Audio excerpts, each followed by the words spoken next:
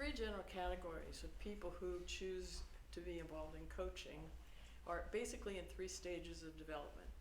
The first are people who don't know how to make a change, no, they want to make a change, no, they don't like where they are but have no idea what to do or how to do it. The second category are people who know what they want to change to but don't know how to make the change. And the third category are people who know what they want and how they want to change, they know what they need to do to change, but they can't make themselves do it. So all three of those categories are people that I work with in my coaching practice on a pretty regular basis. It's all about mindset. And mindset is a kind of complicated thing. It's made up of what we think today, it's made up of what we think yesterday. And psychologists have determined that our worldview is formed between the ages of 4 and 7. So, and our worldview is made up of decisions that we make and observations of what's going on around us. And those stay in, we forget them actually at about age 8, but they stay in our unconscious mind.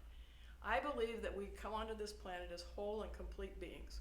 We just don't know how to use our bodies very well. So we spend the first about 3 years, 4 years, 3 to 4 years learning to walk and talk.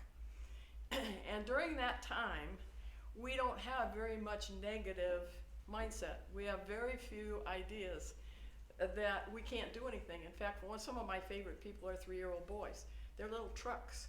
They just motor through life. They don't know they're little. They don't know they can't do things.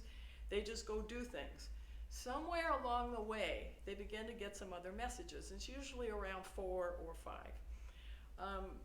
One of the most common ones is that they watch somebody push open a swinging door, a glass door, for example. And that looks like that would be fun to do, so they go try to do it. Well, they can't push the door open because the door is too heavy. But that's not the decision they make. They don't make the decision that the problem is the door. They make the decision that they're not strong enough to open the door. And that's the message that stays in their unconscious mind. Another example is a lot of little kids, especially around this age. 4 is a great age. 3 and 4, I like those kids. They want a cookie. And mom's put the cookie jar up on top of the refrigerator because she doesn't want you to get a cookie, right? So we go find a chair and we climb up on the counter and then we get up on the refrigerator, and about that time mom comes in and goes, "What are you doing?" and has a fit. Well, you don't make the decision that mom is overreacting. You go, "Oh, there must be something wrong with me figuring out how to do things on my own." And that's the message that stays in your unconscious mind. So many of these decisions that we make, pretty much between the ages of 4 and 7, stay with us for the rest of our lives. However, at around age 8, something that psychologists call adolescent amnesia occurs. Now, obviously, we're not really adolescents at 8, but that's the phrase they use, right? And we forget all about these decisions. We don't remember them. However, they remain in our unconscious mind, and they manage us without us knowing it. So, they continue to operate in ways that interfere with us getting what we want. For example, if we decided that we're not strong, what might that prevent us from doing? If we've decided that it's not okay for us to do things on our own without someone else's help, especially mom's help, but some other authority figure's help, how might that interfere with us doing something creative or becoming a true entrepreneur? Because you're not supposed to do it by yourself, right? So the unconscious mind likes things to stay the same. It wants today to be like yesterday. It wants tomorrow to be like today.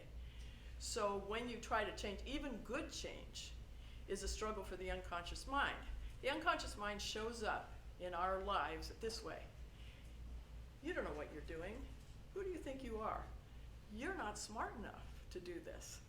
So, and you'll hear that little voice, and when you hear it, you need to know that's your unconscious mind. Now, some of us have lost our hearing, and we can't hear it anymore. So it's something you have to kind of work on getting to know. So a change is a real big challenge, because whether it's good or it's bad, your unconscious mind doesn't like it. If you're interested in more information about this or about coaching, please go to my other 2 videos about these things. And thank you very much for spending time with me today.